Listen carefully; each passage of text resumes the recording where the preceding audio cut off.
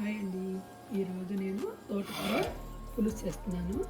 దానికి ఒక తోటకూర కట్ చేసుకొని శుభ్రం కడిగి ఇలా కట్ చేసుకొని దాంట్లోకి ఒక ఆనియన్ కట్ చేసుకొని ముక్కలు వేసుకున్నానండి. ఇలా ముందుగా వేసుకుంటే చింతపండు కూడా ప్రాపర్గా ఉడుకుతుంది. కానీ ముందుగా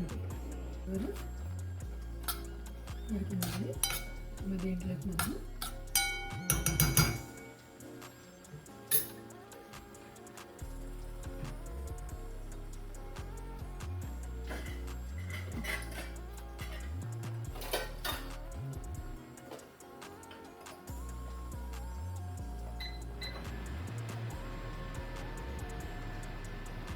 పసుపు,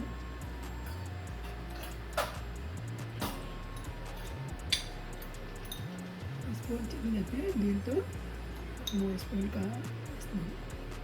మన కారం తగ్గట్టు వేసుకోవచ్చు. నేనైతే 3 స్పూన్లు వేస్తాను. స్పూన్ నేను టేస్ట్ చూసుకొని సరిపడదు దాంట్లో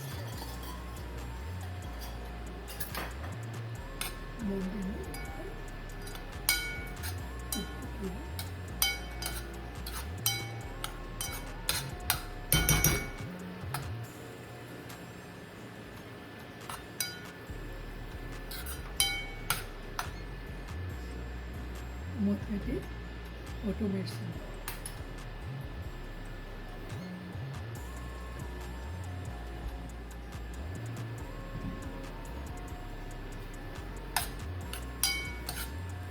ఇప్పుడు స్టవ్ ఆఫ్ చేసుకొని దీన్ని పప్పు గుత్తితో మెతుక్కుందాం. మెతుక్కొని తాలింపు వేసుకుందాము.